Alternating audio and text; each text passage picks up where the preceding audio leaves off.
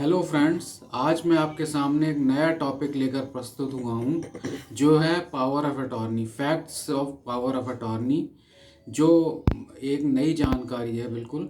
दोस्तों, मैं ये भी देख रहा हूँ कि आप लोग मेरे पुराने वीडियोस जो हैं, जो मैंने डाले हैं, उनमें काफ़ी इंटरेस्ट ले रहे हैं, काफ़ी देख रहे हैं उनको, लेकिन सब्सक्राइब नहीं कर रहे हैं।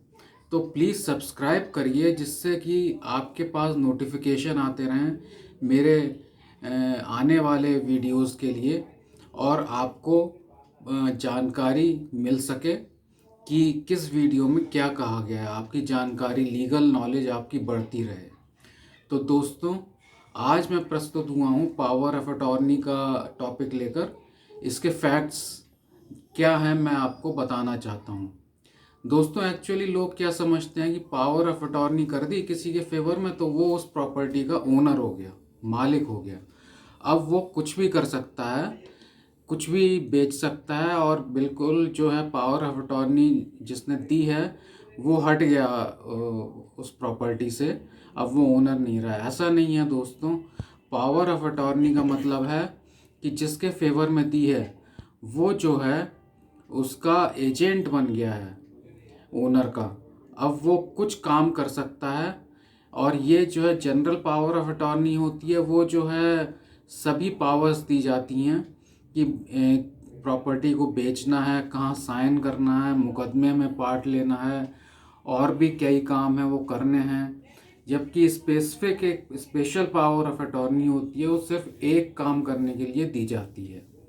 तो दोस्तों, इसमें जो है एक फैक्ट ये भी है कि अगर पावर ऑफ अटॉर्नी गिवर की डेथ हो जाती है तो पावर ऑफ अटॉर्नी इनवैलिड हो जाती है, वो रिवोक हो जाती है।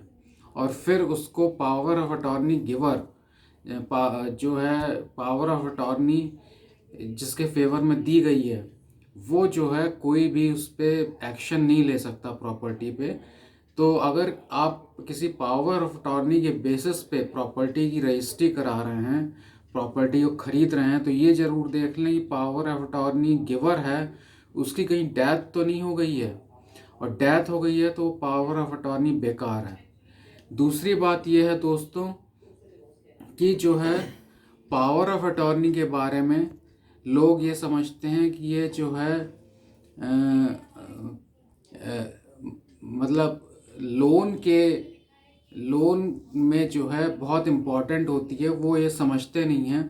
लोन जब लिया जाता है बैंक से तो पावर अटॉर्नी के बेसिस पे अगर रजिस्ट्री हुई है तो वो पूरी उसकी रजिस्ट्री ऑफिस में सर्च की जाती है कि पावर ऑफ अटॉर्नी कहीं रिवोक तो नहीं हो गई है, और ये अभी जो रजिस्ट्री की गई है उस टाइम तक फोर्स में थी या नहीं थी।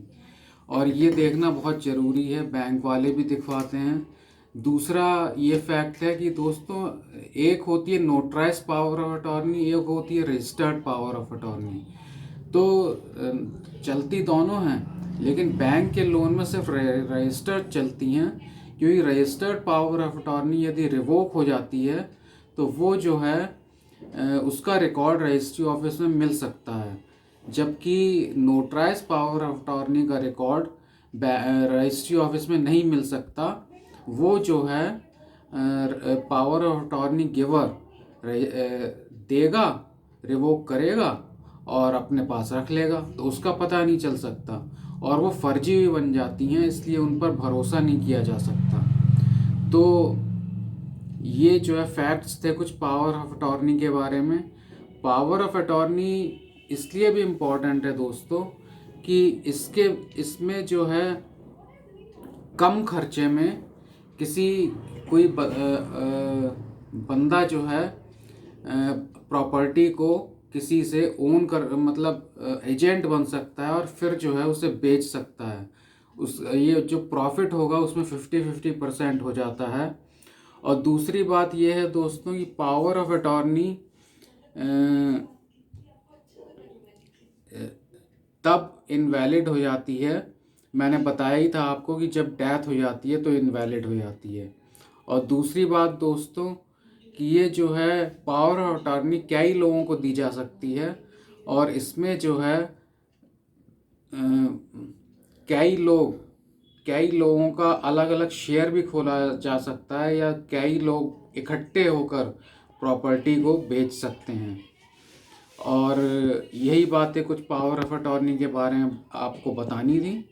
तो आपको ये टॉपिक पसंद आया होगा, इसे देखिए, सब्सक्राइब कीजिए और व्यू करिए। Thank you.